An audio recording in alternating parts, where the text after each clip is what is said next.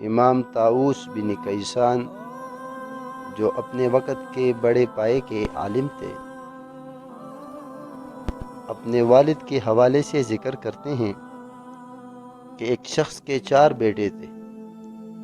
جب وہ مرض الموت میں مبتلا ہوا تو اس کے ایک بیٹے نے اپنے بھائیوں سے کہا، یا تو تم والد محترم کی خدمت کرو اور تمہیں اس کی میراث میں کچھ نہیں ملے گا، یا صرف مجھے خدمت کرنے دو اور میں جائیداد میں سے کچھ مطالبہ نہیں کروں گا۔ بھائیوں کے لیے بڑی عمدہ پیشکش تھی کہ خدمت بھی نہ کرے اور جائیداد بھی پوری ملے، بلکہ ایک بھائی اپنا حصہ بھی نہ لے۔ چنانچہ وہ کہنے لگے، ہمیں کوئی اعتراض نہیں، تم والد کی خدمت کرو اور تمہیں میراث میں سے کچھ نہیں ملے گا، جیسا کہ خود ہی تم نے تجویز پیش کی۔ ان کا بھائی اپنے والد کی خدمت کرتا رہا۔ وہ بوڑھا آدمی تھا، ایک دن قضاء الہی سے وفات پا گیا۔ معاہدے کے مطابق اس بھائی نے جائیداد میں سے کوئی حصہ نہ لیا۔ اب اللہ رب العزت نے اس کے والد کی خدمت کا صلہ اس طرح دیا کہ ایک دن اس نوجوان نے خواب میں دیکھا کہ کوئی اس سے کہہ رہا ہے، فلاں جگہ جاؤ، وہاں تمہیں 100 دینار ملیں گے۔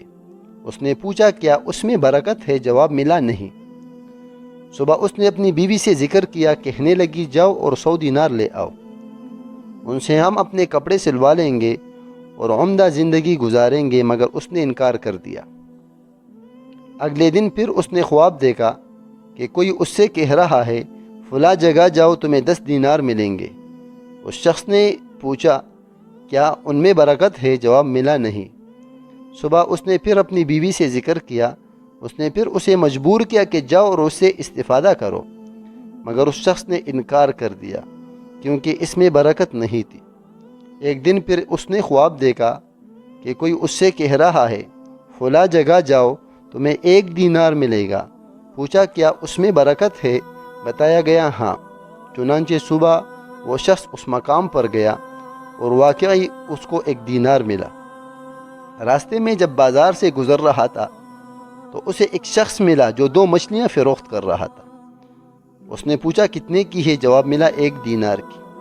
اس نے وہ مچھلیاں خرید لی اور گھر آ کر جب ان کو چیرا تو دونوں مچھلیوں کے پیٹ سے ایک ایک موتی نکلا، جو اتنا خوبصورت اور قیمتی تھا کہ بہت کم لوگوں نے دیکھا ہوگا۔ اس نے ان کی بڑی بھاری قیمت پر فروخت کیا اور خاصا امیر آدمی بن گیا۔ اسے اپنے والد کی خدمت کا صلہ مل گیا۔ اس نے جائیداد میں حصہ تو نہ لیا، مگر اللہ تعالیٰ نے اس کے لیے رزق کے دروازے کھول دیے۔ اسی طرح حدیث میں آتا ہے، رضا اللہ فی رضا الوالدین، اللہ کی رضا والدین کی رضا میں ہے۔ یعنی اگر آپ اپنے والد کو راضی کرو گے تو آپ کا رب آپ سے راضی ہو جائے گا، اور جب آپ کا رب آپ سے راضی ہوتا ہے تو آپ کو وہ پھر رزق بھی دیتا ہے، ہدایت بھی دے دیتا ہے، دنیا و آخرت دونوں آپ کی سنوارتا ہے۔